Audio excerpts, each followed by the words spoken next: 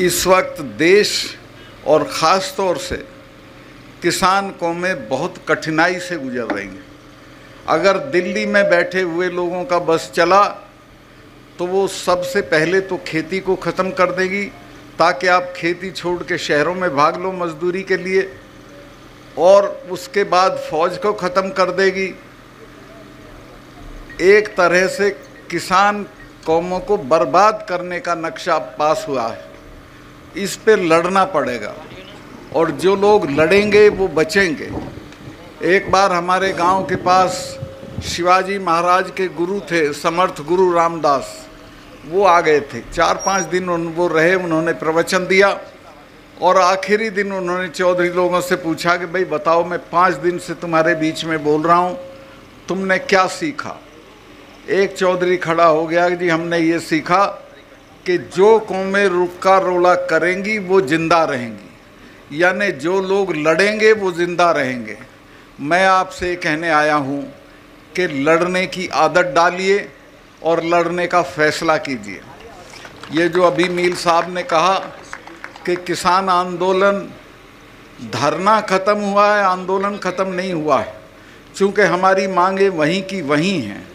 जो एमएसपी की मांग है उसके बिना तो हमारा गुजारा नहीं है, चूँकि हम जितनी चीज़ें पैदा करते हैं उनका दाम बढ़ता नहीं है, जितनी चीज़ें खरीदते हैं उनका दाम बढ़ता है, और नतीजा ये है कि किसान हर दिन गरीब हो रहा है, उसकी खरीदने की ताकत ख़त्म हो रही है। मैं कॉलेज में पढ़ता था तो शाम को हम खाना खा के हॉस्टल से घूमने जाते थे।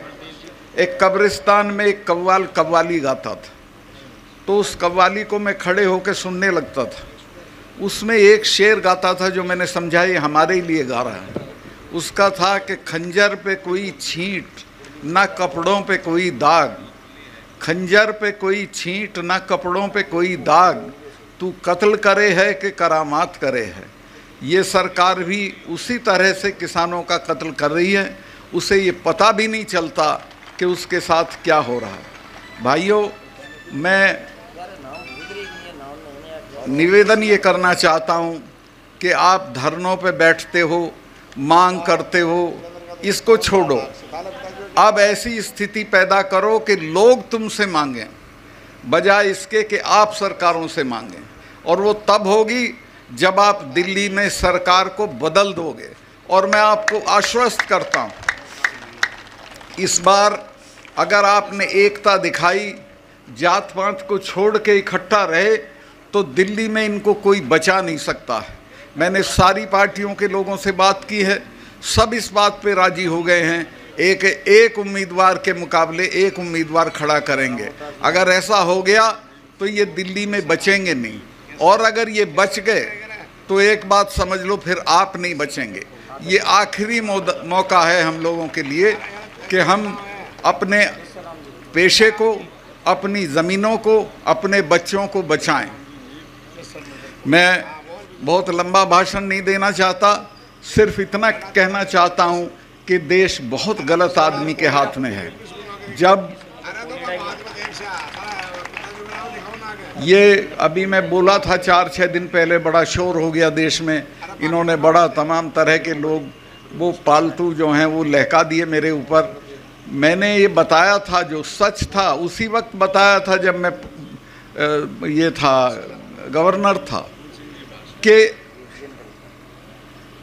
जो वहाँ पुलवामा में जो अटैक हुआ हमारे सिपाहियों पे, 40 लड़के मरे हमारे जवान, वो नहीं मरते अगर ये उनको 2 हवाई जहाज़ दे देते, 5 हवाई जहाज़। वो लड़के अगर मेरे से मांग लेती सीआरपी तो मैं 5 हवाई जहाज़ दे देता, लेकिन गृह मंत्रालय ने वो उनको हवाई जहाज़ नहीं दिए और वो सड़क के रास्ते चल दिए। उस सड़क के रास्ते में मैं गया जिस दिन ये दुर्घटना हुई, उसके बाद उसमें 10 किलोमीटर के एरिए में करीब 10 जगह सड़क आके मिलती है। उस पे एक जिप्सी नहीं खड़ी थी किसी को रोकने के लिए, कोई भी आ सकता था। तो वो आया, भरी हुई गाड़ी थी विस्फोटक की, और एक गाड़ी में मार दी और हमारे 40 जवान शहीद हो गए। ये कहीं अपनी शूटिंग करा रहे थे उसमें नेशनल कॉर्बेट पार्क में, यूपी में है वो। तो वहाँ टेलीफोन की सुविधा नहीं होती है, तो इन्होंने बाहर आके मुझे एक ढाबे से फ़ोन किया और पूछा कि सतपाल भाई क्या हुआ। मैंने इनको बताया कि साहब ऐसे ऐसे हो गया, इतना हमारा नुकसान हो गया है और ये हमारी गलती की वजह से हुआ है, अगर हम जहाज़ दे देते तो ये हमारे बच्चे नहीं मरते। तो इन्होंने मुझे कहा कि नहीं अभी इस पे चुप रहो, इस पे अभी चुप रहो। जो नेशनल सिक्योरिटी एडवाइज़र है, जिसका नाम आपने सुना होगा, अजीत डोभाल, वो मेरा क्लास फेलो रहा, कानून की क्लास में हम साथ पढ़ते थे। उसका मुझे फ़ोन आया फ़ौरन कि प्राइम मिनिस्टर ये कह रहे हैं आप बोलें नहीं कुछ। चूँकि मैं बोल दिया था, मैं 2-3 चैनल को ये बता चुका था कि हमारी गलती से ये हुआ है, कि वो ये कह रहे हैं कि इस पे तुम चुप रहो।